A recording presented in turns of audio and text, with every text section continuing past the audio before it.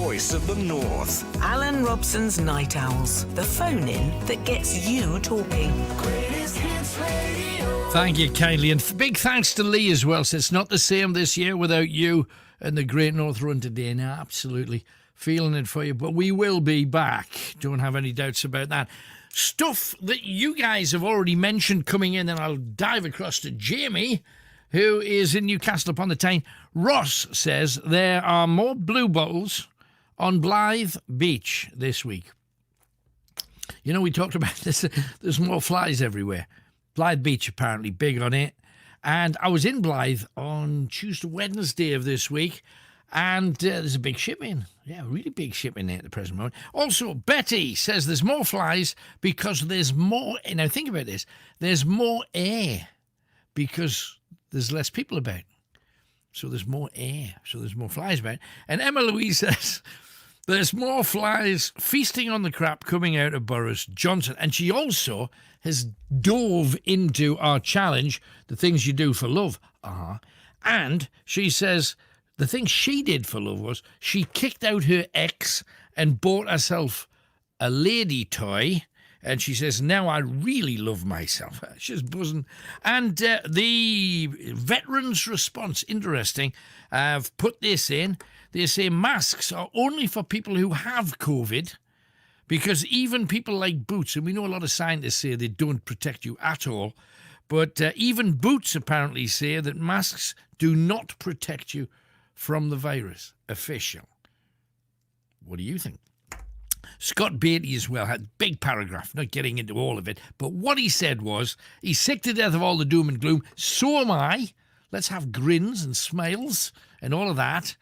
But because I want every one of you to tell me something good that's happened to you in this past week since we were last together.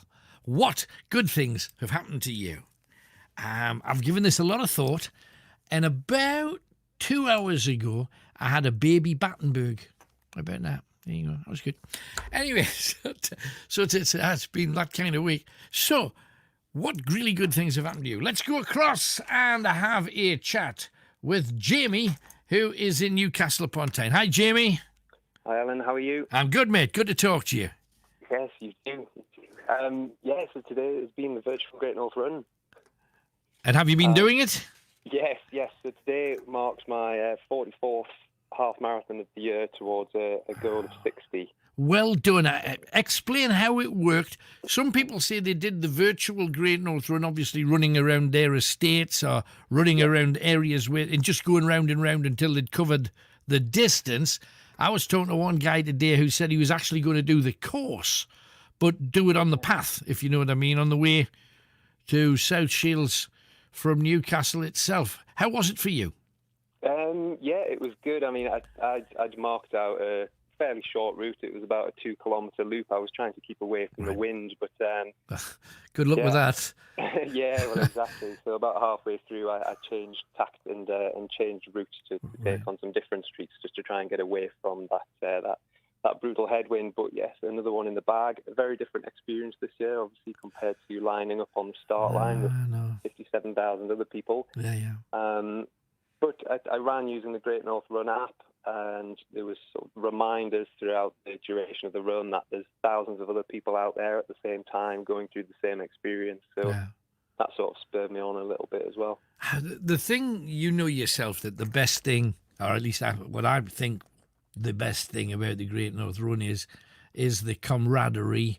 It's the everybody's in it together, everybody's smiling, everybody's talking to you. You've got 56,999 best friends that you didn't realise that you had until the race started, and you cheered the whole way and you made it feel like the star that you are.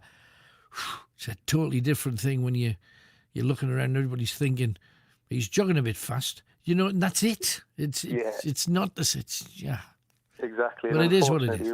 There wasn't thousands of people lining the streets shouting and screaming either, so that's and nobody handing out beers or lollipops or half oranges or anything. No, absolutely. And there was somebody that sent me a letter after last year saying that some woman, kind of just past Gateshead International Stadium, there was a lady that every year she cooks her own brownies. And he got one about 3 years ago, and he said it was amazing. This is like the best brownie I've ever had in my life.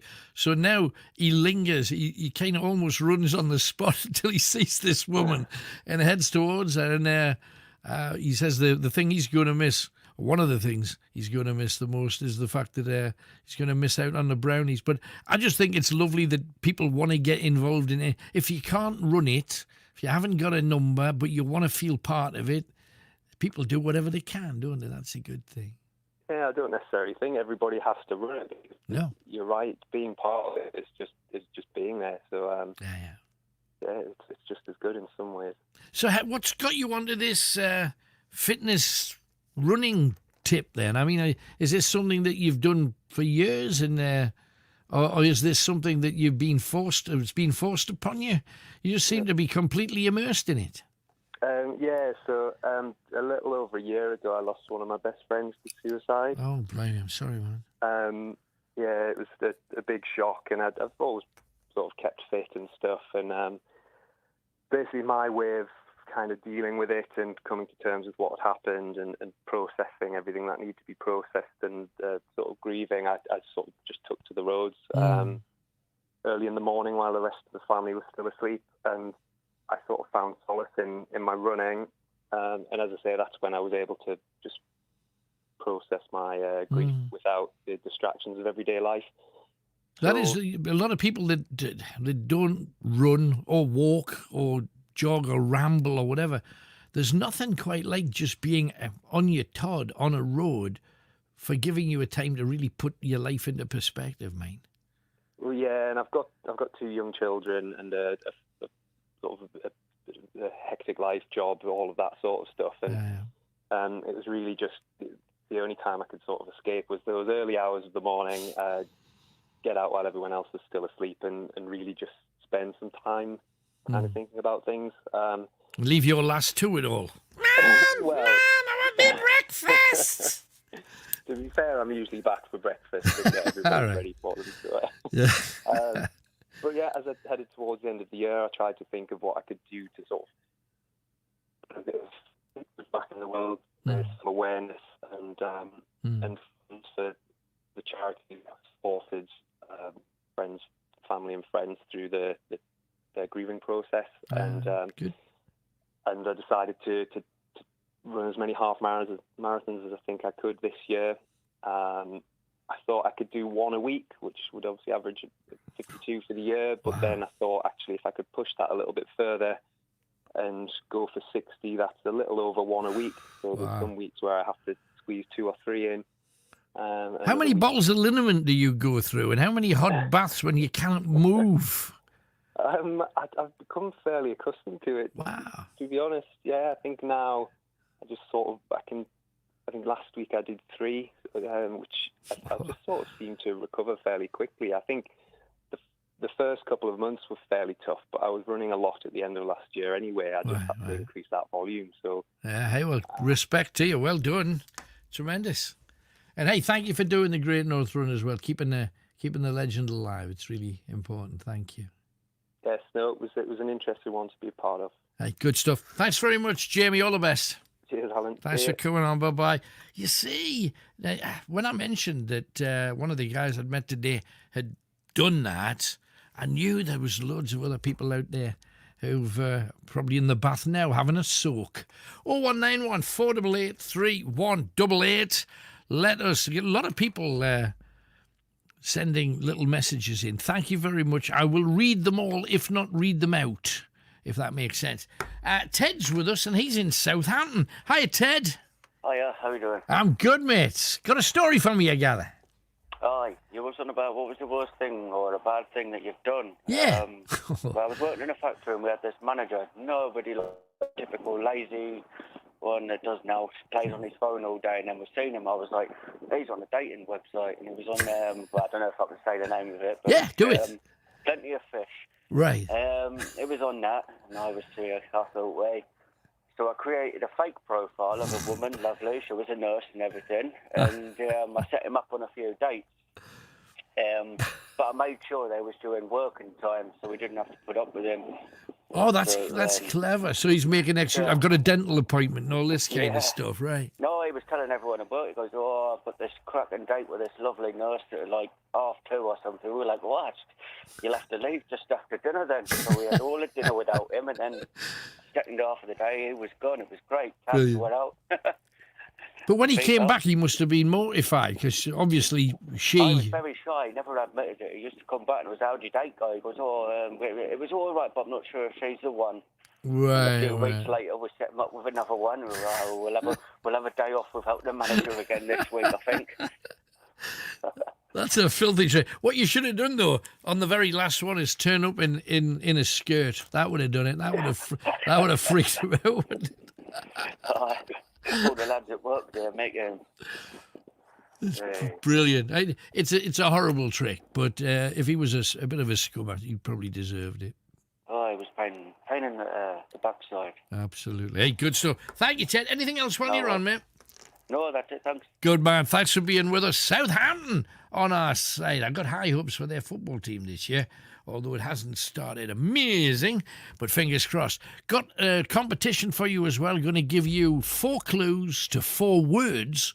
You've got to work out the name of a massive hit song if you can. If you're a genius. If you are geet clever as oot. Lots of stars popping by to have a say. And let's go and talk to Jan, who is in Gateshead. Hello, Jan.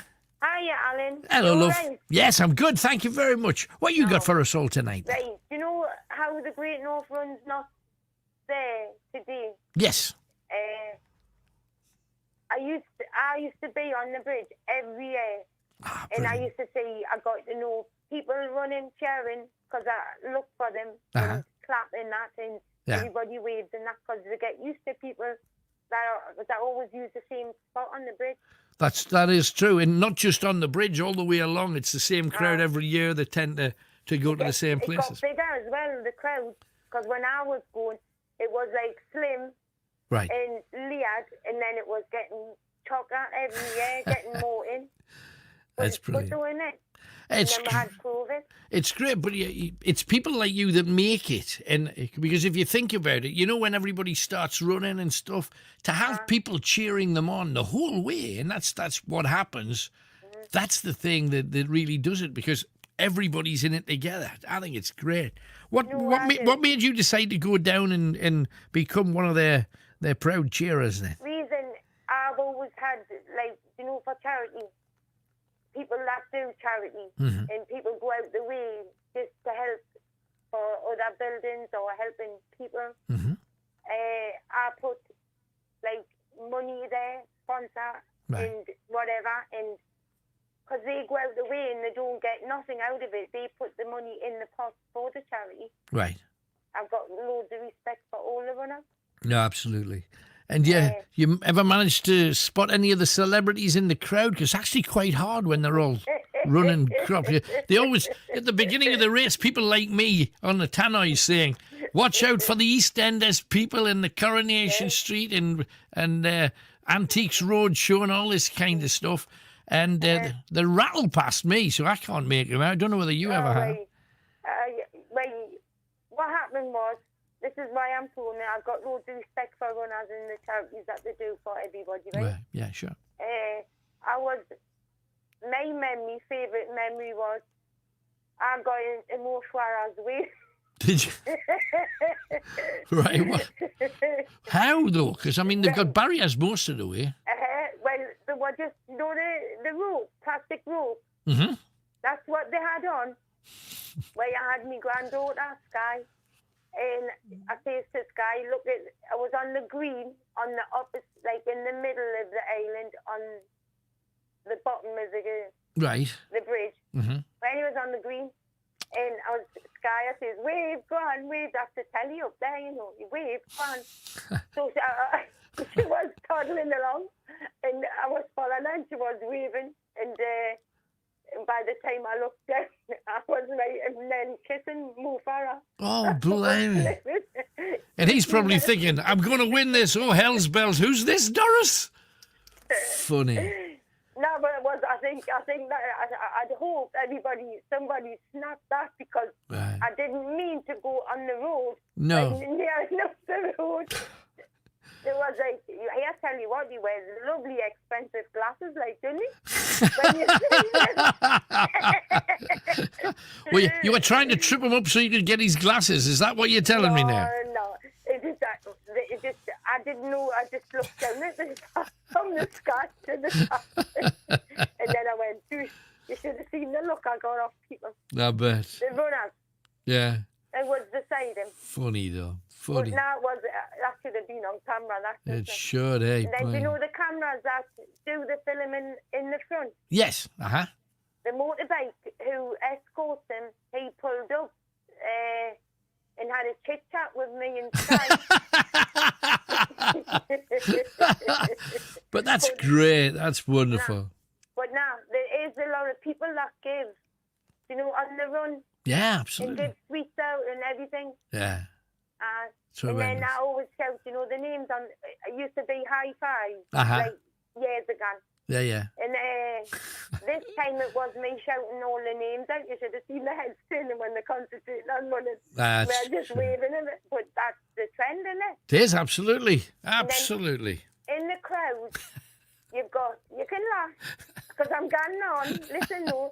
In the crowd, you've got people that you don't even know them because they, in the crowd, cheering them and watching all the runners. Sure.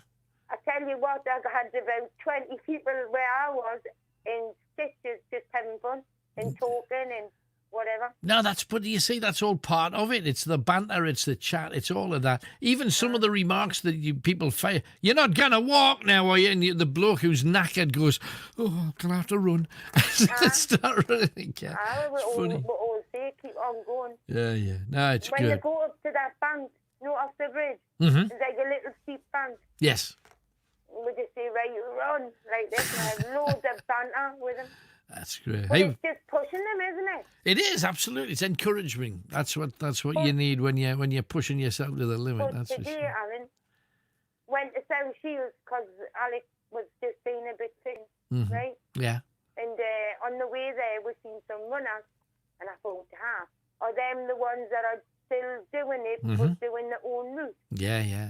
Oh, well, I had me, my Millie, she's loopy as out, right? She's a laugh, right? Yeah. One of them proper laughs, right? Uh-huh. Well, proper idiot. That's what Alex just called her.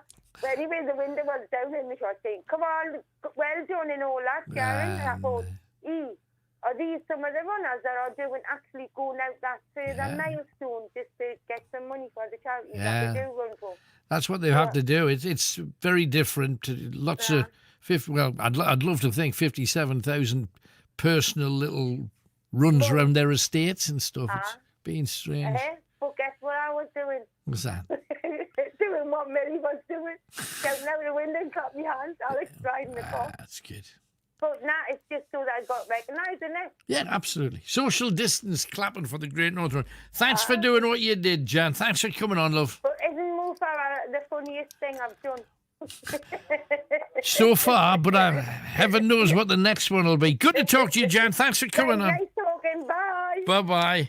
Yeah, we had, of course, from Morpeth, Emily Davison hurling herself in front of the King's Horse during the Derby to benefit the suffragettes, you may remember. And we've also had Jan hoying herself in front of Mo Farah.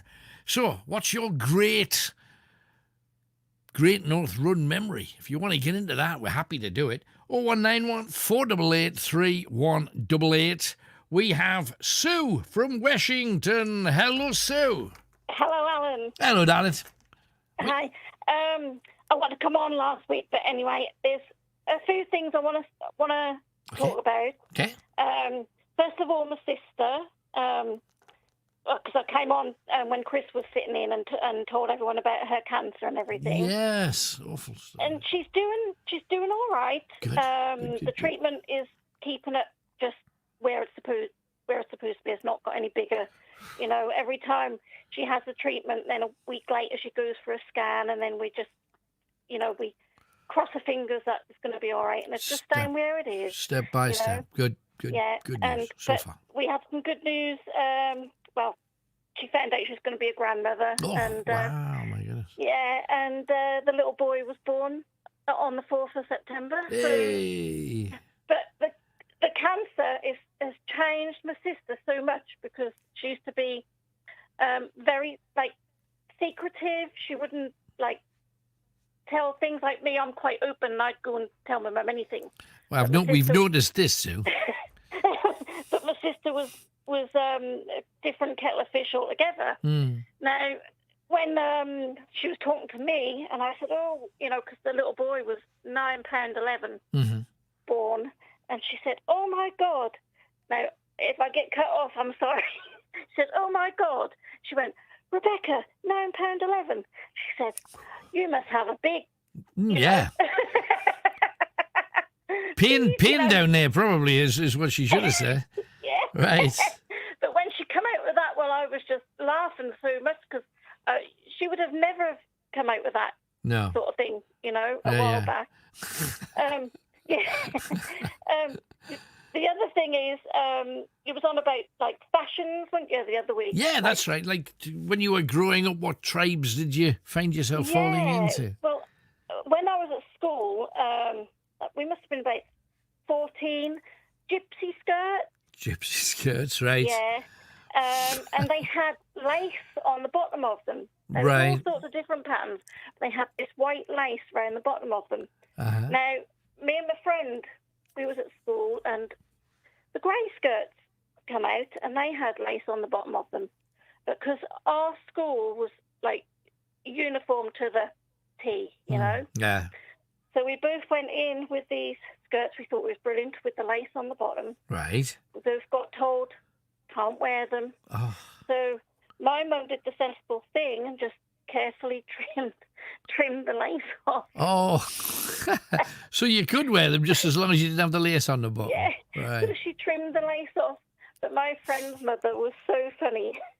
My friend came in the next day, and her skirt was all pins around it. Oh, she just pinned it up so she could wear it as a gypsy skirt the next day. As you say, And there's the method in teacher, it. Mrs. Gregson, and I was she if you know Annie Lennox, Yeah. Uh-huh. she looked like her. Right. Well, she came after her, and she's my friend's mother went into the school, said, "No, I'm not cutting it off." Said, "She'll keep it on. She'll have the pins around." It was so funny, really funny.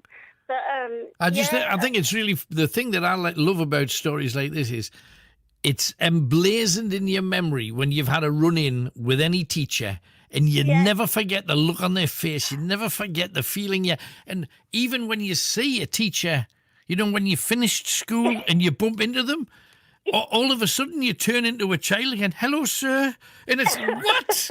You're a grown-up. You don't have to do that anymore. Well, my friend always remembers her for that and the fact that we were both skiving. Oh, right. That teacher happened to come in looking for us. Oh, she got caught and I didn't. Right. Still getting away with it, so good lad. Hi. And the thing tonight about the good love or hate. Yeah, things you do for love or things you've done for hate, yeah. Well, the things I've done for love, is just moving up here with my husband, leaving your home and my family, yeah.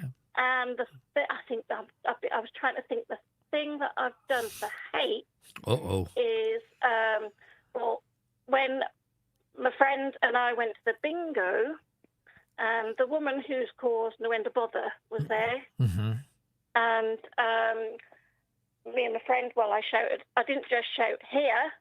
I shouted here and stood up and shouted bingo because we won £1,000.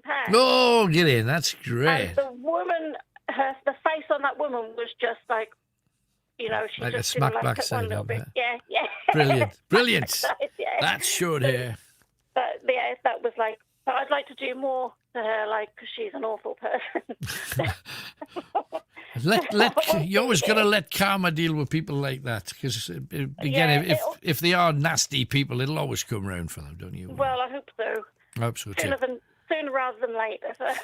It's never quick enough. I understand. Sue, thank you very much, darling. Great to have you on. Thanks, Right, darling. thank you. Bye-bye. Pick your telephones up. Give me a call. 0191 488 3188. Talking about Queen. We're going to play one of their classic songs. A nice little calm and juicy one. And first things first, I've got a little flavour of Freddie Mercury talking, well, about being Freddie, really. Check this out. You hide behind your work in the end. That's the only thing you got. And in fact, that is very true. In the end, when people let you down, what happens is you just want to go on stage, and then there are all these people who are, it's very gratifying. They all sort of want you, or they adulate, but you're still untouchable. But that to me is about as far as I can go. That's my fantasy, And then I come back to reality, and I don't have anybody to actually sort of give me that. And yes, Mommy, that's right. I mean, I can, when I have nothing else to do, I hide behind that. That's what keeps me going.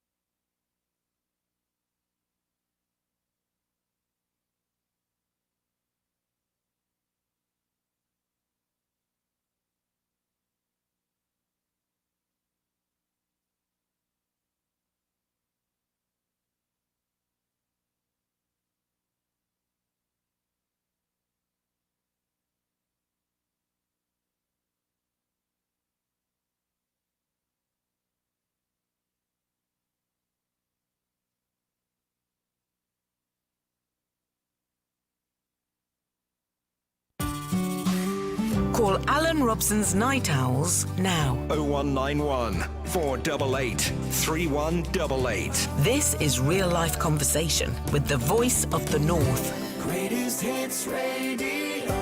Welcome back, everybody. And don't forget, if you are watching this on YouTube or on Facebook, just let me know where you are, what you're doing. I'll try my best to give you a shout. Georgia's been on telling me about her gran, Rosemary, who's been a listener to the show for over 30 years. Brilliant. She's just had a nasty fall, broke a wrist and broke a hip. So get well soon. Let's hope you are back up and at 'em as soon as you can. And Ross, how lucky was he? Ross went to see a band in concert, band that's had hits like All the Young Dudes, Roll Away the Stone, All the Way to Memphis, Mott the Hoople, no less. And the support band at the time were a band who loved Mott the Hoople. Queen. He saw Queen as a support act. Wow, that must have been something. Anyway, just before we move on, two quick things. First of all, I'm going to give you the first clue for tonight's competition where you could win one of these, Night Owl mug. If you would like to have that, clunk, all you have to do is work out the name of a massive hit, a greatest hit, from 4 clues. The clues will leave you with 4 words. Those words are all in the song. But what song is it? First clue. Siamese, Persian and Manx are 3 types of what? Okay? Siamese, Persian and Manx are all types of what? Write that down. That is your first word. Do not have a guess until you've got all 4 words in place. Okay, that is a clue. And 1 minute, and then we're talking to Keith in Wallsend. We've had somebody ring in saying that he has just literally watched a dog. He's walking his dog, and there's another guy with a dog. The other dog has just had the worst diarrhea he has ever seen, and it's sprayed right the way up his, not the man's gate, his garden gate, and concrete pillar in the middle of his driveway. And he says it was one of the nastiest and worst things he's ever seen. He knows he should go out now with a bucket of water and try and clean it all off before it's there for the next month. He just can't face it, which leads me to set you another challenge. Tonight I want your calls about things you really wish you hadn't seen, okay? Maybe things like this. We knocked on a door in Wallsend. It was a little flat, Right. like a little bungalow thing. Uh-huh. And the old bloke came at the door, and again, about 82, and he says, just ignore the wife. Well, I thought she was pottering around, still packing boxes, doing whatever. Right. And they were living on 1 floor, so what I thought was the sitting room door, you opened it. Right. And he said, and as I walked through, she's in this harness with the nurse washing her at head height with it all hanging out. Oh, no. So I didn't know where to look. You look at the floor, I count the tiles, I look at the, anywhere, but it just says it's all right, son, when you get to my age, you just didn't care. So what kind of things have you seen that you really wish you hadn't seen? That is your challenge tonight. So let's see how many of them we can get. Keith, as we mentioned, Wallsend, another one of our runners, I think. Hi, Keith. Hello, Alan, how are you? I'm good. Tell me everything. Well, I'm in pain, for starters. You probably had an idea I would say that. I bet, man. So in a lot of pain, and I'm born to a crisp as well. It was about 20 degrees when we were running today. Right. My lovely wife and stepdaughter kindly gave me one of those sort of coolant face masks. So I've basically had that on with my glasses over the top, trying to cool my face down because I'm completely burnt. No, I bet. First of all, where did you run? How did you work your route out? So the route that I decided to take on, if I'm being honest, although I live in Wallsend, I am a Sunderland supporter. Right. So what I decided to do is basically run from about midway up the John Reed Road. Right. I went up down to the coast, along through Whitburn, Seaburn, up to the Stadium of Lights, and then back down to the training ground. So it was great for us like that, because I never usually get to do that. Right. but at the same time, I think it was really it was a mixed emotions day, really, because I think usually you have, little old ladies handing you slices of orange or blooming, jelly beans or something like that. Yeah. That wasn't there, so it was kind of that. It's a bit like football, really. I think when you're a manager, you kind of use the crowd as your 12th man. Yeah. And it's just unfortunately, flat. that 12th man just wasn't there. Yeah, it was. It's just flat. completely That's flat. it. Yeah. I mean, I'm used to seeing you, Alan. This is my 5th year of doing the Great North Run, and usually used to seeing you cross the start line, used to get that adrenaline pumping and everything like that. Right. It just wasn't the same. It felt basically like this horrible virus had essentially kind of ripped the soul out of the northeast. It's awful to say that, but I'd feel exactly the same about it, man. Really. Yeah, I mean, Alan, to be honest, I mean, it's completely the right decision. I'm, not saying that, but I mean, I'll give you an example. I was in the car going from Wallsend down to South Shields. My wife had on the song, which is really synonymous with the Great North Run. And literally I could feel myself kind of getting a little bit kind of welled up, because I was thinking to myself, crikey, like this is not going to be the same. So, it wasn't very nice, but I would hate to think that because they're saying it could be COVID at Christmas and everybody could be locked in their homes and not able to see their family and friends. The argument goes, because if you think about it, I think it was 174, 175 days. Blame you only need another batch of that and you're well into next year. Yeah. I would hate to think that we have to put up with this, because my worry is not that we've had to do it. The worry is that now we've done it, do we have to do it for every other virus, every other flu, every other thing that comes in? That's the scary thing, because that'll screw us all up. I mean, I'm a mature student at the university. I study politics and history. And essentially what's happening with our lectures is, I mean, although, just like Brendan Foster and the Great North Run have done a great job and have done the best they can, the university's been amazing as well. And done the best thing that they can. I mean, it's unique circumstances after all. But ultimately what's happening is about, I'd say, 2/3 of the lectures now are going to be online, and only once in the university. And obviously, you're used to, seeing your classmates and your tutors and so on, and not to have that kind of interaction is going to be really strange. And I think, but talk about it's flattening everything. You see, is that's flat too, because the whole experience of being a student is the banter, being with all your friends, and yes, you've got to go and get the work done, but then you can do this, then you can do that, then tonight we're going to... It's different world, isn't it? I mean, the worry for me, Alan, is that in case it affects, obviously, less interaction with, academic staff, then potentially does that affect our marks and things like that? And obviously that's always a concern. So obviously, but we've just got to kind of play it by ear. But as regards to the Great North Run, I mean, they did a great thing with the app. They had Paul Radcliffe came on, Steve Cram, people like that, and they did the best in the time that they had. But ultimately, I mean, we're friends with Colin, who's you'll know as Big Pink Dress.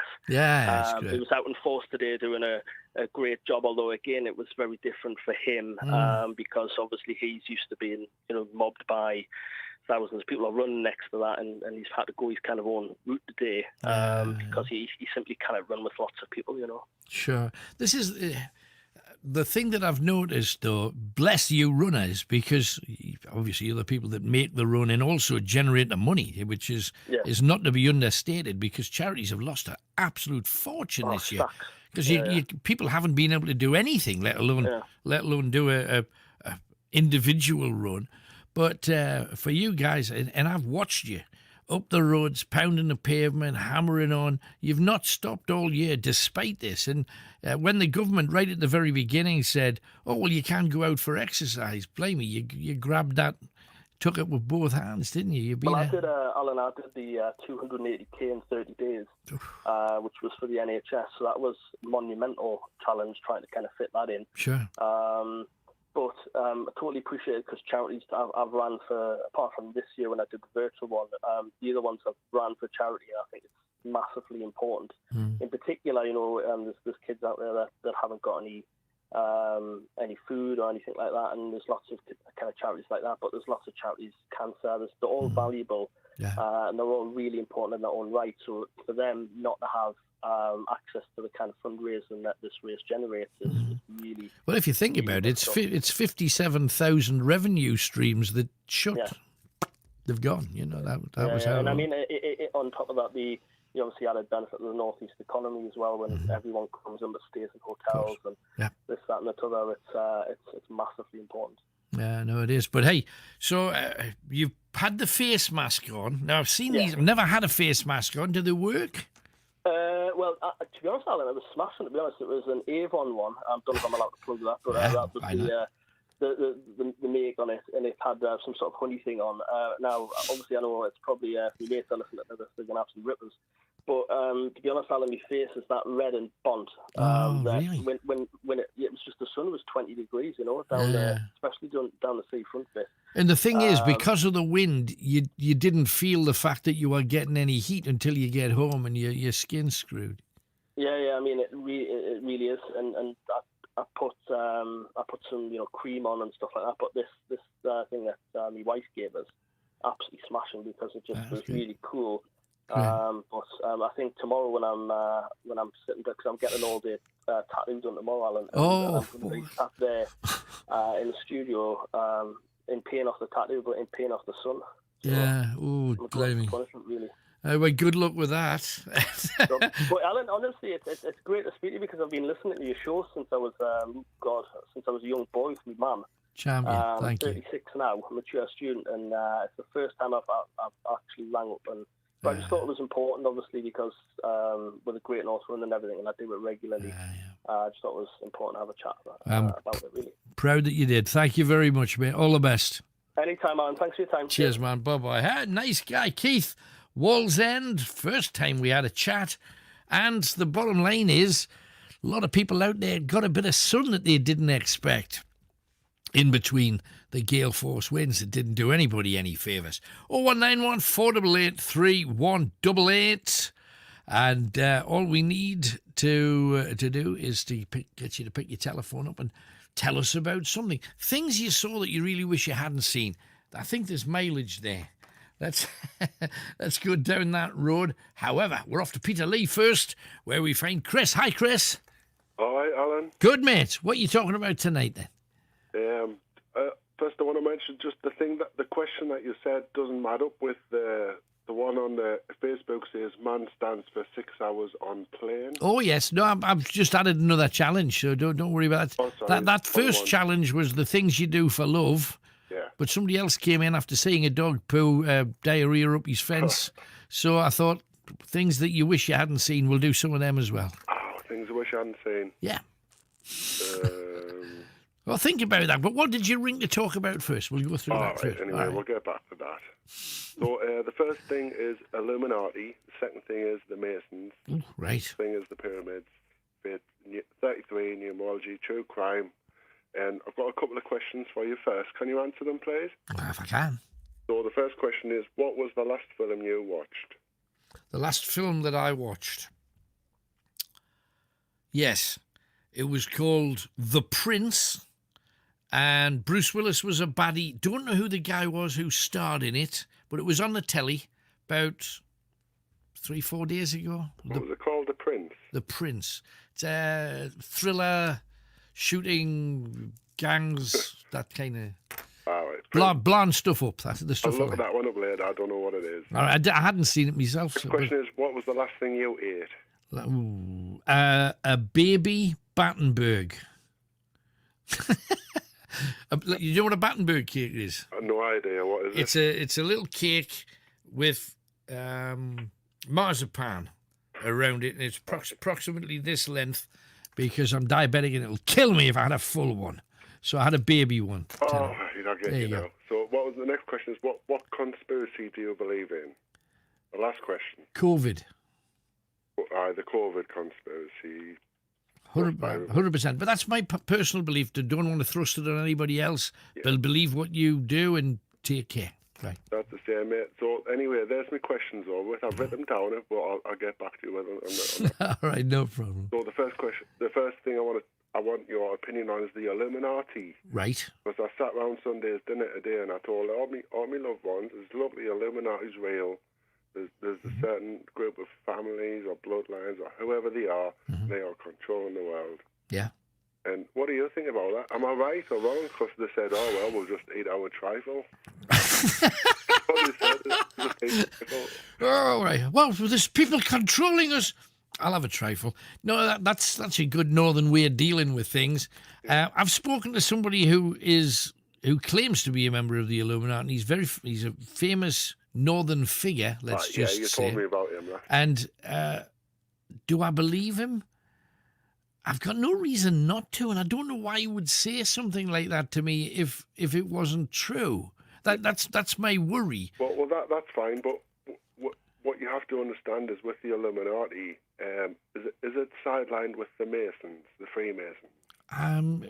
It was never mentioned to me that it was. The Illuminati came from, if you want to go back far enough to where most people believe it all began, was a time when the church was telling everybody what history was, not what the Bible is or anything.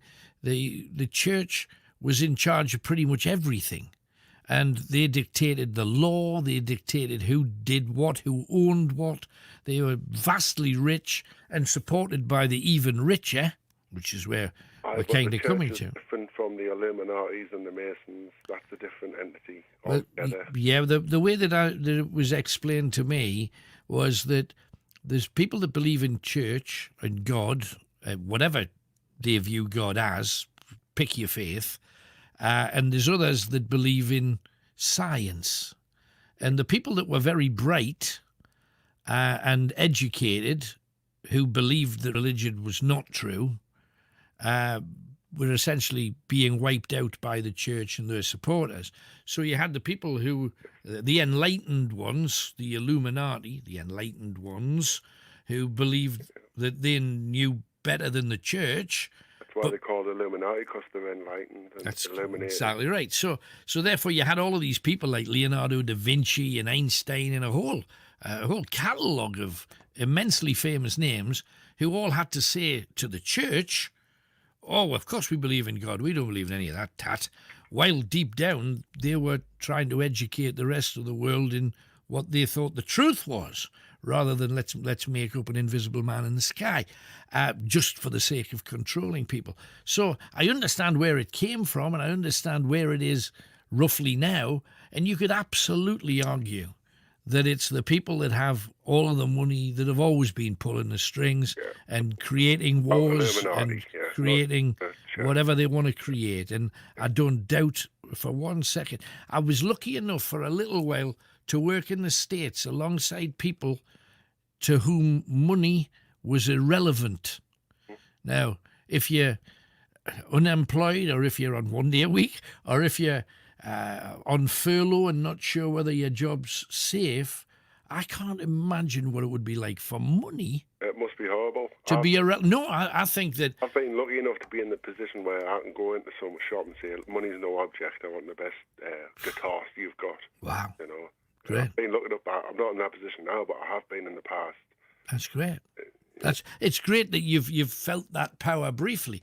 But imagine if you had enough power to dictate whether 15,000 people who work for you are ever in that position, because that's what we're talking about. We're talking about that level of power right up there, whether somebody eats well or not, whether someone has a happy life or not. This is big deal stuff, you know. Yeah, when you've got the power to say money's no object, just give me the best thing and the best guitar in this shop, which is what I did. Then I did feel powerful. Yeah, but imagine how powerful you would have felt if you'd have said, you know that best guitar in the shop? I want to buy the shop. I want to buy this shop and the whole chain. And I want to buy the people who make the guitars. I want to buy all business. The people, and then I control the world. It's like God. That's the Illuminati. That people are this high in the world, and they are in control. Do you know? Have you heard of number 33 by the Freemasons? Yes. It's like Freemasons have levels. You know, you start at 1, 2, 3, 4. If you get to number 32 or 33, the 33 is the highest level in Masons. You find out secrets that no one else knows, apparently. Right. I've not met a Freemason prepared to to tell us those secrets. I've found a Freemason that got a level 6 or something. Right. And then he said he got disillusioned. Right. Yeah, I can send you the link for that if you want later. Well, the thing about Freemasons for me was my dad used to always... First of all, my Uncle Jack apparently was quite high up in the Masons and wanted me dad to join him. My dad hated the Freemasons, and he kind of... I've got no reason to dislike them. They've never hurt me, to my knowledge. Yeah. But... I always kind of worry about secretive organisations, and they say there's nothing secret. You can read the books. I've read the books, but I'm still not totally convinced. I work with him, and he says I'm a Freemason, and they've raised money for charity. They've done a lot of good things. He has got a lot of money, by the way. But he did say, like, people think it's a secret society, but it's not. We do loads of work for charity. Now you see, on one hand, yes, that's true. But whenever anybody has an organisation that you can't just... I once made a remark on the show, and I got nailed with dodgy mail for the next 2 to 3 months. And I was talking about why don't the Freemasons let the women in? Why isn't any female Freemasons? Yeah. And that wasn't the door they wanted me to open. And then I said they could call themselves the Masonettes, and they didn't like that either. And... I got all of this mail from people saying, do you realise that the Freemasons are this and we're that and we do this? And then I got a couple of people within the industry, not from this company, but from the industry, ringing me up saying, what are you doing messing? And I'm thinking, whoa, hang on. What? I'm presuming they're Freemasons, I'm guessing, because I can't think of any other reason. Paul has put a good comment on their Facebook. So yeah, I'll let you. We'll go to the next call. There's good people on tonight. So I wanted to get back to you on what the questions were earlier. Remember, I wrote it down. Okay. What was the last film you watched? The answer was The Prince with Bruce Willis. Yes. The last thing you ate. Can you remember what that was? Yeah, it was a little mini Battenberg. A baby Battenberg. Yes. What conspiracy do you believe in? COVID. Same here. I'll see you later, mate. Thanks for calling. Take it easy. 01914 488 3188. And conspiracy, you might think that's a harsh word. We're just not being told everything, and I'd like to be, because I'm nebby. Nothing more. Don't have to go into it in any huge detail. All will come out in the wash. I truly believe this, but it might take a while.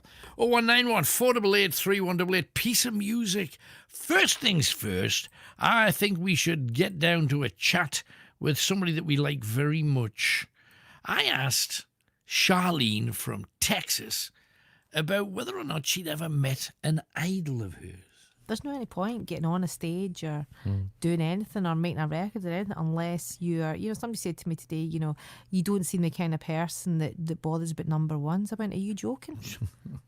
Every record that we go to write, we're writing it to be a number one. Don't ever think that's not what we're doing. Every album we write, yeah, it may not, that may not be what it's going to be, but let me tell you right now, that's absolutely what we're aiming for every time. 100%. And anybody that tells you they're not is talking absolute rubbish. Yeah, absolutely. They don't want it. Well, no, they're just, I don't know who they think they're fooling. Everybody wants to be the best. No, for sure. No doubt about it. You've been in the limelight for so long. Can you remember what it was like not to be? I don't really think I'm in the limelight, to be honest. No? No, I don't. You must be recognised everywhere, though, sure. Yeah, now and again. I mean, it was quite funny. We stopped at the service station on the way here, and I was going to Kentucky, and I could see some people laughing as I was like sticking my hand in the bag and pulling out the chips. I'm like, oh my God, she's eating chips. Yes. I'll not be eating them tomorrow though, because I'll be doing promo and I've got TV coming up, and seriously I have to stop eating chips. But I was so hungry because I've eaten all day. It was one of those moments. So you get the odd bits of that, but most of the time people just kind of they don't even see me. So that's kind of the way I like it. Right, the anonymous life. It's not any. It's nice when people come up to you and they say, "Well, I love your music," or "I saw you in concert," whatever, and everything. That's kind of cool. It takes a lot of bottle to go up to somebody and say, "Oh, I like something you did." I've done it myself with people. Yeah. And who'd you do it with? I've done it with lots of people. I've gone up to chatted with Bob Dylan and people like that, and said, you know, you've been really influential in my music. And the one person, I'll tell you who actually is the one person I kind of went, you know, I end up having a conversation. I've met loads of people and I've had really interesting conversations with them, and they have been influential in my music, but I've never ever been like but there was only one person actually that did happen with, and it was actually Kate Bush. Really? Yeah, it was one of those really weird situations. It's quite a surreal, I hope nobody thinks I'm being a big shot by telling this story, but it was one of those funny things where it was Elton John that introduced me, and he said to me, "Oh, Charlene, you know Kate?" And I thought he was talking about Kate Moss, who was like a mate of mine, and I was like, yeah. I turned around and I swung around, and it was Kate Bush, and I love Kate Bush. I mean, I absolutely love Kate Bush, right? And I was a wee bit like, my voice went up about 3 others. I was like, Kate Bush! It was one of those moments, and I was like, oh my god, I was kind of a bit like, I love you. You're amazing. You're fantastic. I went into one of those. It's the first time I've ever sort of done that, and I was really a bit starstruck. Well, it's honest. Well, she's just not really somebody that you see about, and she's not somebody that you hear a lot about, or you know, you run into her. Or, you know, in all the years I've been doing music, there's always moments where you run into people, or you've done TV with them, or you've done you've done festivals with them, you've been in their company, whatever. Never a Kate Bush. I've never seen Kate Bush in my life, and that was when I met Kate Bush. I was a wee bit in awe.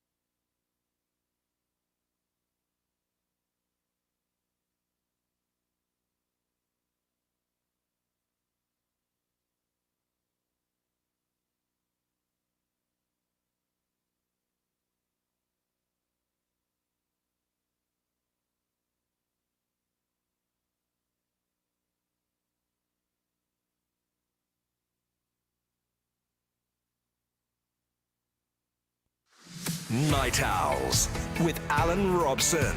What are we talking about next?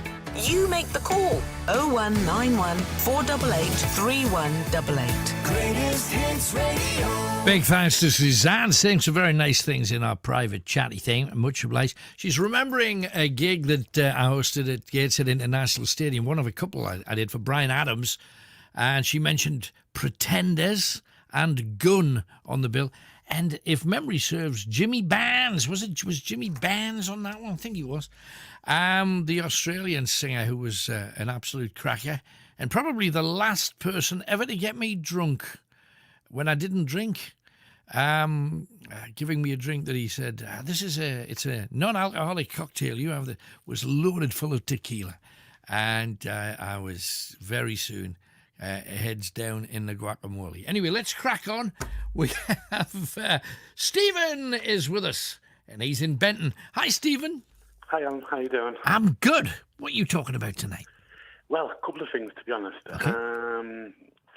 The worst thing that I've seen about an animal doing stuff like that. Right. I apologise to your listeners, but I was standing in for a bus once in Sunderland. It was the back end of last year. Yeah. And there was this pigeon, this injured pigeon, on the side of the road next to the bus stop. Yeah. And, this bus came along and crushed the pigeon. Right. And I was so close, I didn't get splattered, but right. Do you know when you can hear an animal's bones cracking and crunching? Yeah, horrible. It was like that, and awful. It just so happens I just had some tea beforehand, and I nearly hurled. Yeah, no, I bet. You see, there's certain birds. Pigeons are one of them. The other one's pheasants. For some reason, they love playing dodge the traffic, and they're always getting squished and squashed. You say, whenever summer's here, you see dead pheasants as far as the eye can see on the A1, and they just look at. They don't say there's a great big thing travelling towards me at 30 miles an hour. They just kind of and it's gone. They're already at the side of the road, literally in bits. Awful. I was just thinking, because you mentioned animals and birds. It doesn't have to be animals and birds, the worst thing you ever see. But you just reminded me of, I once was at a place called Ford in Northumberland with me dad when I was dead small. And he said, we've got to go and buy a fishing permit off this house. You've got to go to the house. You pay a few quid and you sign a book, and then you're allowed to fish on a bit of the river. And when I was in the yard, a guy walked in pulling a horse. And the horse, I thought, was having a poo. Now, not being an expert. And it was kind of having a poo, but apparently it had just been wormed. Okay. And what came out the back of the horse was a cannonball of worms. It was thousands of worms, all. And to a little kid, that's it's like aliens. What? There's things in a horse like that. When you see horses, you always think, oh, what a beautiful, fine creature. But, oh, hell's teeth. To see a ball of wriggling worms when you're that age, it stays with you forever. Yeah. Anyway, what else you got for me? Okay, look. The last thing I've got for you tonight is I phoned up. Sorry, let me start that conversation again. You've been talking about what's the best and worst things you've done for love. Things to do for love, yeah. Yeah. Well, about 8 years ago, I phoned you up in regards to my current relationship. Mm-hmm. But it was about an age gap. Right. But yeah, anyway, it's the worst thing I had to do to get into that relationship was to go through what I call my ex was a bit of a tramp. All right. And literally, I had to go through what I class as the tramp to get to the lady. Right. And it's just, it was just a strange situation to have to go through something bad to get to a point where... To get to something good. Yeah. Isn't that what you've always got to do for everything, though? You go through a bad thing to get to a good thing. Yeah. Blimey. Was it worth it? Of course it is. Do you know what? I'm still for now. Great. And, we've got a little lad together now, so it's just... You don't see it at the time when you're wading through crap, essentially. You don't think it's, oh, hell, why have I put myself through all of this? And then you come out the other end and you think, that was probably one of the best things I ever did. You hated it at the time, but it was still one of the best things you ever did. Of course it is. Yeah. There's always... I'm a bit sceptical in a way. And, About what? About light. Have you ever heard? You've heard of the phrase "there's always a light At the end of the tunnel. Yeah. It's a hell of a long tunnel, though. Sometimes it is. It all depends on where you're going to. So You found the light, though, didn't you? of course it is, and it was a perfect light. Good. Hey, brilliant. That's a But good yeah, result, like- man. Yeah, man. Like I say, it was just a short one tonight, and Is that what she said? Boom. yeah. All right. All right, now you take care. I will. Thanks, And Stephen. Cheers, and bye bye now. All the best. Bye-bye. 01914 488 3188. I'm going to hell. 3 more clues to come. Don't forget that. Now, we've had a few people on saying, I'm dying of the suntan and the sunburn, and I'm wearing the Joker's mask. And all of this. Had a few people suffering, probably covered with liniment and soaking in a warm bath. Sophie's in Kielder. She knows about this kind of stuff. Hi, Sophie. Hi, Alan. It's Safi. It's Safi. Hello, Safi. Hello. Good to talk to you again. So, Saf, how do you remedy the I've just done a grand run and my body wasn't quite ready for it? Yeah, so basically, for the Great North Runs, when I was living in Newcastle, after the runs, I'd be one of those little masseuses in the tents at the end, giving the runners a rub down. I always thought they were just women who wanted to touch people up. Is this... Oh, well, a little bit of that as well. Why not? And then when I moved up to Kielder, I started doing the exact same thing, but at obviously the Kielder Marathon. Brilliant. So this year, there's not been any of that happening. No. No. I mean, absolute respect for what you do. How do you get a gig like that, though? Do you have to have medical training? I'm presuming you. I'm a qualified masseuse. I'm a sports therapist. So I'm up there in terms of, I know what I'm doing, and I just really want to help these people. They're raising so much money for charity, and I can't be bothered to run a half marathon, or a marathon. I'll do my bit, but okay. But not so running that. you've got all of these people in, and let's face it, at the end of the Great North Run, you've got 50,000 people that are all lying around, panting, or holding their thigh, or holding their knee, or their calf, or their foot. Coughs, yeah. I bet. But so I thought I'd ring up tonight, and obviously I can't help them with my massage. Right. But what I can help them with is a little bit of advice to maybe make it ease the pain a little bit, or at least get you recovered a little bit quicker. Right. First one you've mentioned, hot bath. Yes. Definitely. And you know what? Just because you've had one hot bath that day, if you feel you need another hot bath, have another hot bath. Right. Yeah, definitely. 'Cause that works wonders. And the second one, just gentle stretching. A lot of people tend to overstretch, especially they think stretching's great, it's going to help us, and they do it, but they go a little bit too far. They end up causing themselves a little bit more of an injury, and they can end up taking a little longer to recover. Right. So just the emphasis on that is just a little stretch.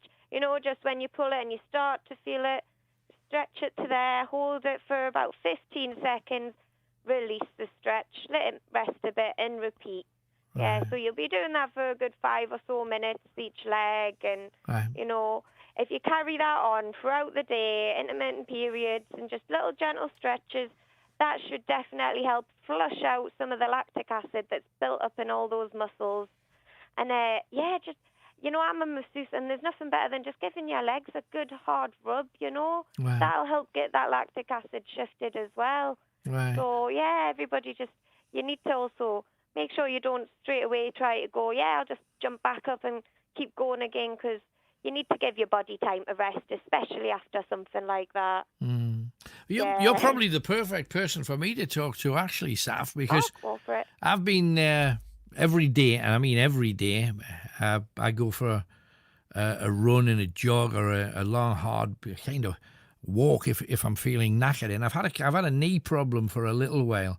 And on Monday, you get up, and if I get a problem, I try and either walk or run through it, which is not always the best advice, I'm sure. But I don't want to stop because I'm kind of on a roll, if you know what I mean. Yeah. You got to listen to your body, Alan. I'm not going to lie. I mean, your head wants you to go forward. Your head wants you to hit that target at the end of it. Yeah. But you know, if your body's telling you, oh, that hurts, you know, the only thing you can do, the best thing you can do for it is stop the exercise. You know, let it rest, let it heal, and then try again. Well, you'll probably be able to tell me what it is, because on Monday, I'd had the knee issue, and all I do was strap it up and crack on. Aye. However, on Monday, from the knee down to the foot on the back, felt like a cramp all the time. Oh, And, yeah. It sounds like you might have strained the calf there. I mean, when you've taped it up, if it's maybe been a bit too tight over the calf muscle itself, might be that. That'll stop the blood flow to the muscle, so that'll really impair any kind of healings of those little rips. That we want the muscles to have that little rip so that we can get the adaptation, so that it works better. But I mean, if you've strapped it up, there's a chance it could just be that it's been a bit tight and the muscle's not had the blood flow it needs to kind of flush out all that nasty lactic acid and perform properly. So yeah, maybe if you've ever typed, there's a few terms for this, KT tape, rock tape, you know, the bright coloured stuff. Yeah. It's really quite flexible and it adapts to your skin a lot better. You get a little bit extra kind of stretch in the tape itself, which will hopefully helps the blood flow a bit. Yeah, helps the blood flow, definitely. Maybe if you swap to some strapping more like that, a bit stretchier tape, you might not get the problem again. Well, I hope not. Things are easing up a little bit, but not quick enough for me. Yeah, well, give your calves a good little gentle stretch and a bit of a rub, and yeah, just take your time. I mean, as I said, the most important thing is your body's going to tell you what you need to do and when you need to stop, and you've got to listen to your body over your head sometimes. So how did you get into all the massagey thing then? I mean, was this a choice at school that you wanted to do this for a living, or how did it come about?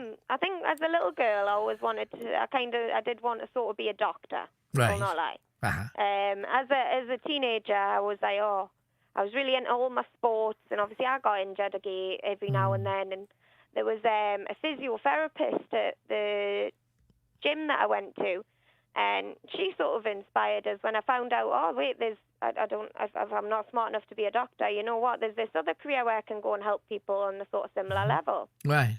So I started to pursue that, and then after a while, I thought, well, it's not quite as specific as I wanted, and then I found out about sports therapy, right, which is a lot more kind of hands-on. You're doing a lot of the massage, and I just found the human body fascinating. I did, honestly, and all the processes that go to exercise and training, and then following that rehab and recovery, and kind of went from there. Yeah, went full force forward into it, and I'm hoping at the moment. Well, normally I'm a freelance, and I go to people's homes, and I'll do my treatments, and but with COVID, that's absolutely impossible. Absolutely. So I'm looking more now to maybe move away from the freelance work. I get myself a little base somewhere, and all right. So people can come to you. That's better. Sounds better. Definitely. So that should be good. But I want to say as well, a big well done to all the people that have ran today, and a big well done to all the people that have raised great money for all these wonderful charities as well. Fabulous. Great I'm stuff. sorry I'm not here to help you this year, but hey, hopefully next year. There's the rub. Thank you very much, Sophie. No problem. You have a lovely night, Alan. Bye now. Thanks a lot, Anne. Bye-bye. Safi there in Kielder, rather. Safi with tips on recovery and all of that kind of thing. And blimey, there's a lot of people that could do with a Safi right now. 0191 488 3188. The demon in me says, if it's hard, rub it. The angel on my shoulder says, no, just move straight on. Keep going. 0191 488 3188. We have Simon, who is in Peterlee. Hi, Simon. Hi, Alan. How are you? I'm good, man. Thanks for ringing in. What do you want to talk about tonight? Wait, I have got a story about things that you do for love, but I'm actually curious about this rule of 6 that comes in tomorrow. Yes. Yeah, so you can't have more than 6 people from 2 other households from Monday, but you can all meet up in a pub. Yes. It's nonsense. It's nonsense, but it's nonsense that will frighten everybody because they'll think, me Auntie Mary's coming on Thursday with her husband. That makes 7 of us. Down. He's going to have to sit in the car. And then you go to a supermarket and there's 24 of you on the tatty row. Do you know what I mean? No. Everywhere you go, it's not in keeping. Now, the reality is, of course, COVID's rocketing it everywhere across Europe pretty much, but the death rates aren't. So to me, now I'm not a medical person at all, but to me I would say, well, if everybody's got it, but they're all young and they're all going to survive, brilliant. Because then they'll get the antibodies and hopefully spread it amongst the rest of the herd, that's us, and we'll be better off and we'll get over the hump of whatever this virus is and we can get on with our lives. But the government say no, because all of these people have got it, even though most of them aren't even ill, then we've got to take that seriously and go into lockdown again, and 4.8 million people who are at risk have to stay in for another 6 weeks, and the rule of 6 and all the rest of it. I'm at the loose end with the whole damn thing. It's just a nightmare for everybody, isn't it? Myself as yourself, and my grandson was. I mean, he actually hasn't been able to get a test. Right. Is he showing symptoms of it? Or?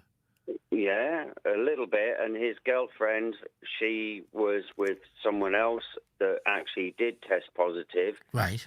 So I said to my grandson, right, get yourself along to Dalton Park because they've got a drive-through test centre. And apparently you've got to book it. And when he did phone up to book it, and they went, nah, we've got no more slots. Yeah. Well, you see, this is the other thing, because they're promising there's enough slots for everybody, and the amount of people that have told me what you just have, well, I've tried, and I can't get it. But you see, when you get a nurse ringing, or sending an email, should I say, saying, I've been tested and I'm clear, but now they say I should be tested once a month, because, okay, you get tested. Let's say that your lad went in there and got tested and he was clear. He could still have it tomorrow. Aye. And that's what makes me laugh about Boris's mention of Operation Moonshot. Yeah. 10 million tests a day. Yeah, but Boris has always had a problem with numbers. You might remember a big bus that he said he was going to pour all of that money in the end. Hey, Boris is known for just saying what bounces into his head, and everybody says, even the experts behind his own party say, where the hell is he going to get that kind of money from? It does make you laugh, doesn't it? Yeah, well, he would make you laugh. Politicians at the moment aren't terribly funny, because their Labour essentially want everybody locked down and safe, and I want everybody safe. There's no question about that. But aren't they? I just look at the way the rest of Europe's dealing with it. From Scandinavia right the way down to Italy, Spain and Greece. And you think, yeah, but they're all spiking a bit too. Yes, they are. But the numbers of deaths are right down low. And if that's the case, isn't that what you want? If people are getting it, but they're all recovering, in a lot of cases they didn't even know they had it because they feel well, surely that's something that you should be celebrating rather than penalising with another lockdown. Do you know that? But isn't that something that there's never been any reports of how many people that have actually recovered from COVID? Mm-hmm. Well, now, you see, they are doing those kind of things, surveys in France. And in France, they're saying, well, we've had 18 people die, but we've had over 10,000 people diagnosed with it, but most of them are absolutely fit and healthy, and they're going about their business. They're still going to work. They're eating at bars. They're out on the street. Now, the argument there is, but they could be transmitting it to X, Y, and Z. Why don't... In Britain, though, because in France, what they're saying is, look after yourself, be careful, don't put yourself at risk. If that means you want to wear a mask, wear a mask. But if you don't want to wear a mask, fair enough. You just don't go into shops, you don't go into stores, you don't eat outside in restaurants where they don't wear masks. They're kind of trusting the people in most of Europe and all of Scandinavia. In Britain, they don't trust us enough, so they have to tell us day by day what we can, what we can't do. And I know we're British, stiff upper lip and all that, but eventually there will come a time when we say we're not going to take this anymore, and I sense it's coming. I agree. I think it is coming, and I think Christmas time, when everyone wants to be together, I think the nation might turn around and put a middle finger up. It's possible. I don't want anybody to be ill at all, full stop. No, not at all. But on the other hand, you've got to say, well, what is the price of freedom? People fought and died for freedom in this country, and now we've got people telling us which direction we've got to walk up a street. Do you realise how far from freedom that actually is? Yeah, that is another argument for another Sunday show, I think, Alan. Or not, depending if it's somebody who belongs to a company that is immensely wealthy and is part of the Illuminati, or who knows.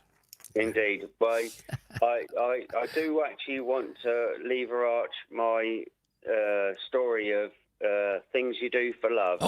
Go on then. Right.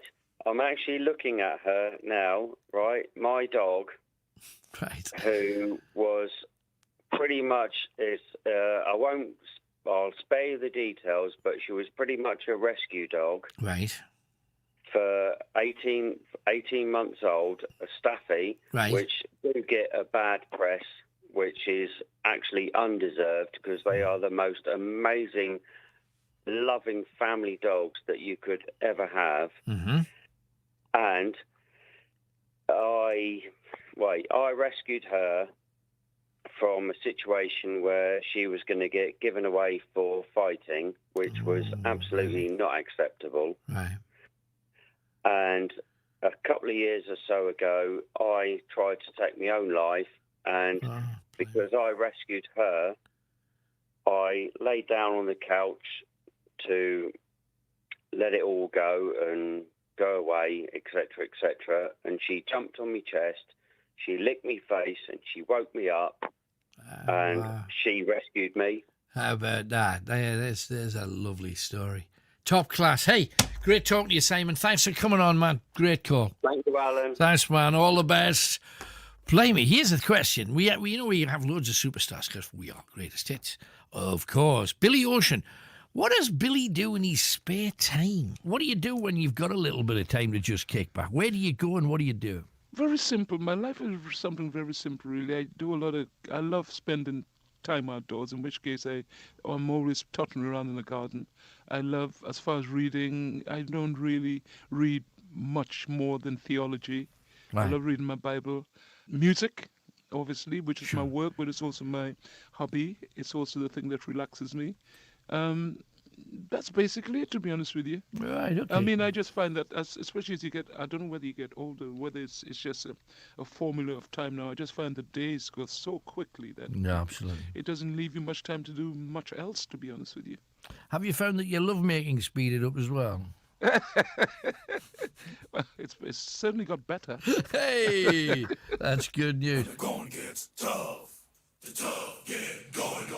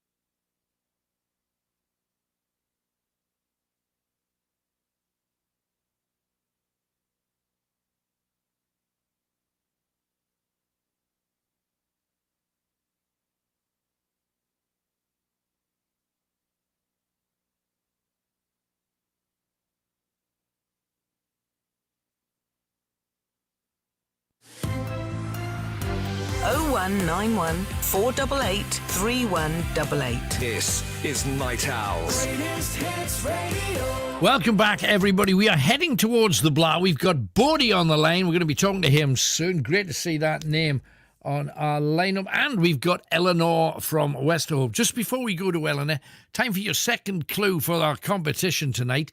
Remember, I'm going to give you 4 clues. The answer to each clue is a word. You've got to put the 4 words together because they appear in a big greatest hit song. And you've got to work out the name of that song if you can. The first clue is this. Siamese, Persian and Manx are all types of what? You can chuck tabby in there for good reasons.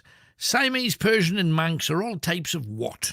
That is your first clue. Second clue, huge hit for Seal and Adamski. Okay?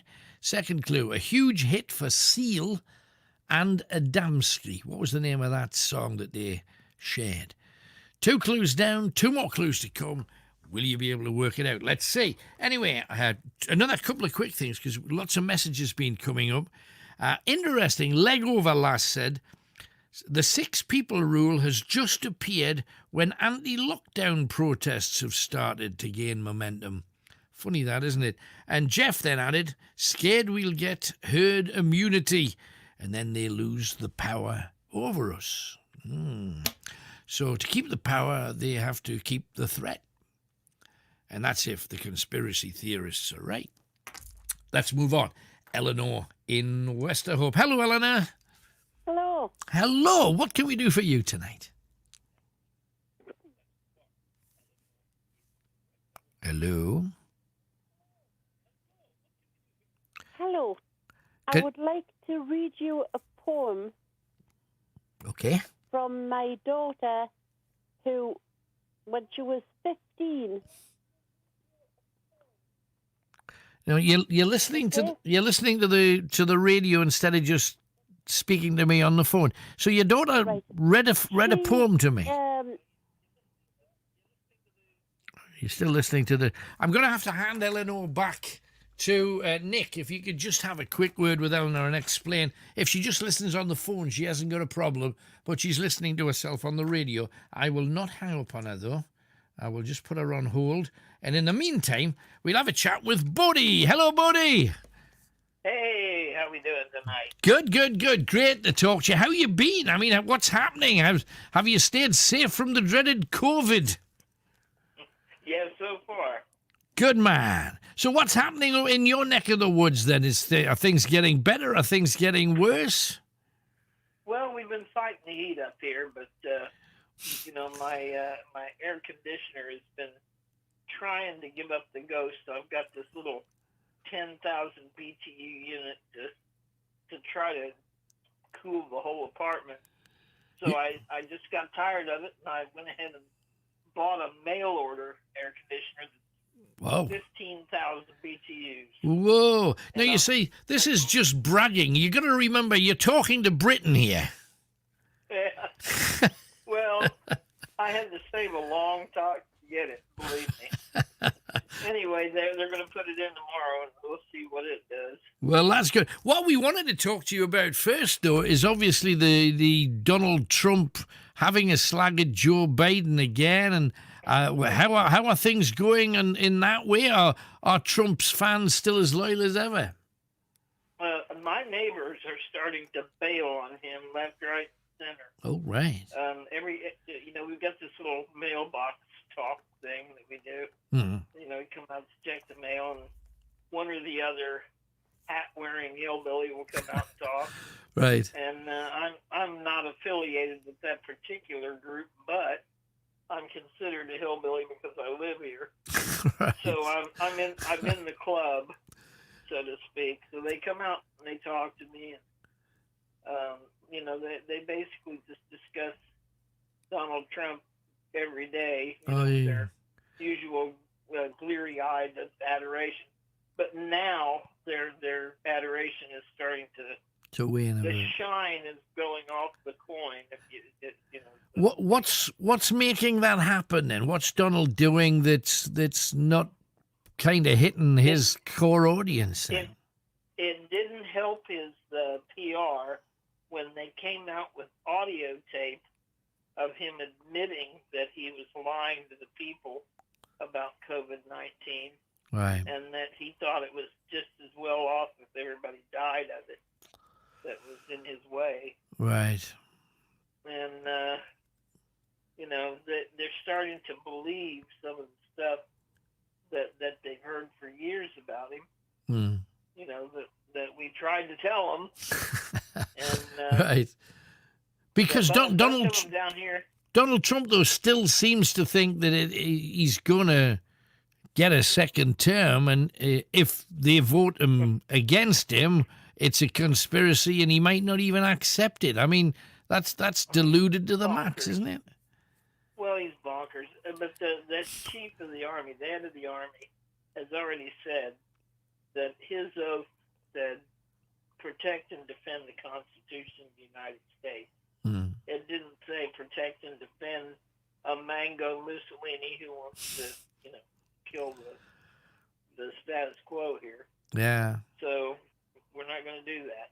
It's just strange that we should see Donald Trump suggesting breaking American law, essentially, is what it is. And yet in Britain, we got a prime minister threatening to break international law and think it's okay. Well, we'll just break this deal, and nobody will ever deal with Britain again if we go about breaking deals, lying to your people, and, of course, telling them barefaced lies as well is something that is totally unacceptable because they're so easily proven.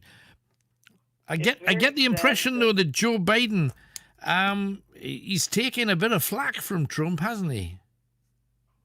Well, he's getting a lot of backhanded insults from him. But Barack Obama got up the other day and said, Joe is the adult in the room, and he's not letting all those little neener, finger-wagging insults get between him doing what he's doing. Right. Joe has a mission to tell his people, this is what I'm going to do when I'm elected. This is how I'm going to deal with things. And it's a good idea. He's going to, he's going to make sure that this coronavirus is handled properly. He's going to undo about 100% of everything that Trump has done, right? And try to get the country back on track. But you got to remember that when Donald Trump started unpicking everything that Barack Obama had done, because this is kind of synonymous with how politics has worked. Certainly in Britain, you'd get the Conservative Party in, and they'd undo everything that Labour did, and then Labour would get in and undo everything that the Tories did. It sounds very similar to what's happening in the States. Yeah. It's just whoever's got control. I think the difference over here, Alan, is that we've got three parts to our government. We've got the executive branch, which is the president and the vice president and their cabinet. And then we've got the judicial branch, which is the Supreme Court. Yeah. And then we've got the representative branch, which is, the House, the Senate and the House. Right. So, and those are all independent of one another. Right. They function independently, and no one part can tell the other what to do. Gotcha. Right. But the lowest one on the thing, the lowest man on the totem pole, they're the ones who get, what we want. They hear what we want. Right. And they come, and they're the most powerful. As you go up. Yeah. The Supreme Court is powerful, but they can be overruled by the executive branch. Gotcha. That's the only exception. Right. But see, Trump keeps trying to pack the Supreme Court with people who sympathize with him. Yeah. And every time he thinks he's got somebody, he doesn't have them. Right. They get up there and make wise decisions, and then he goes and starts banging on his head and screaming and throwing a tantrum. Yeah. You know.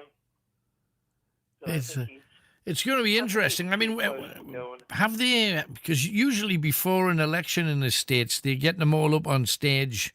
Everybody's having a say, and they can pick holes in each other's arguments. Will Trump be up for that? I think Trump is terrified to have a debate with Joe Biden because he knows Joe Biden is the adult in the room, and he knows that he doesn't stand a chance against him in the debate.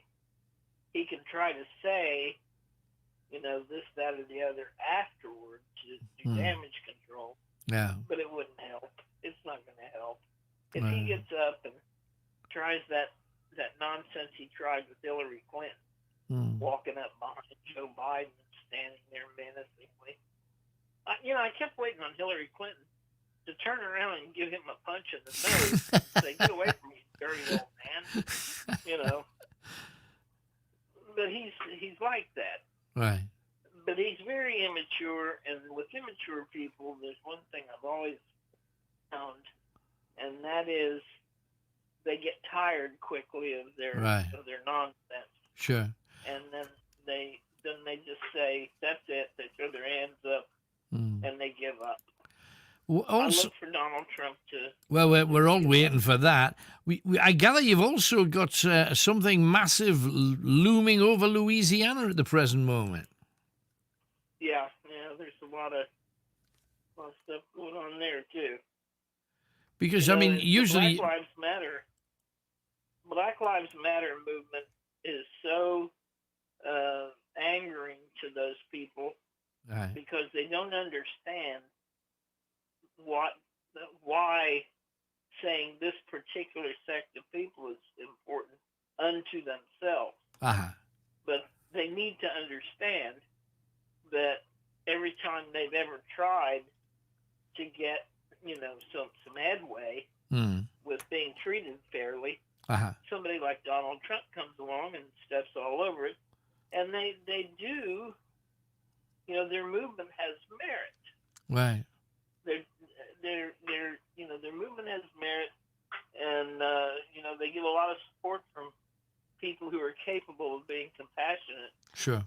Toward their situation, and I think compassion is something Donald Trump will never know. No, it's one of those things though that what we don't understand in Britain is that you've got a tinderbox that could go off at any time. That you just need another police officer to overreact with something, and then hell will ensue.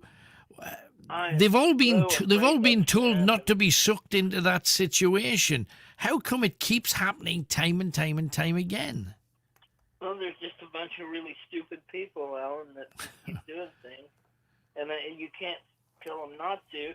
And they're only going to realize how foolish their actions are when somebody comes up and just waylay their life.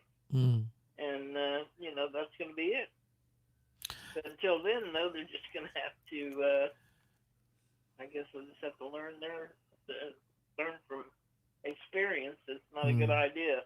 No, I've never fully understood how divisive things have become, because even if you go back 5 or 6 years, there was never the overflow of emotion about this topic that there is now. And as somebody that doesn't live there, having the places that you visit, you think, hey, it's really balanced. They've got this mixed community of people from all over the world. It's working really great.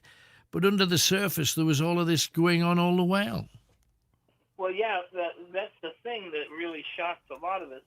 And the thing that's really surprising to me, and it shouldn't be, really, is how sick white people are of watching other white people be so horrible to another race of people. Right.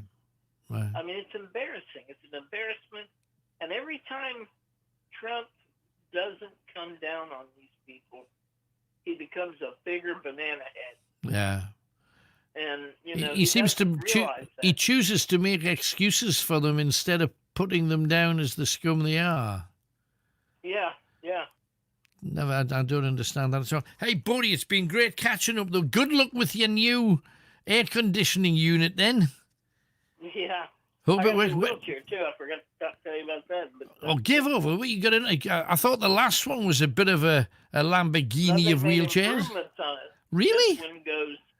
This one has an elevated seat. Oh. It'll go up 18 inches. Wow. So I can lift myself up 18 inches. So you're taller now. Weird. Yeah, I can actually look at people in the eye. Hey, great to catch up. Thanks for being with us, buddy. Look after yourself, man. All right. Love you guys. Take care. Bye-bye. There is Buddy. Now, we left Eleanor listening to the radio and answering that, but it had some kind of delay. I presume she's listening digitally or whatever. But she's now listening on the telephone, so we can go and actually have a proper chat. Hi, Eleanor. Hello. Hello, darling. Right, you are telling me about your daughter. What about her?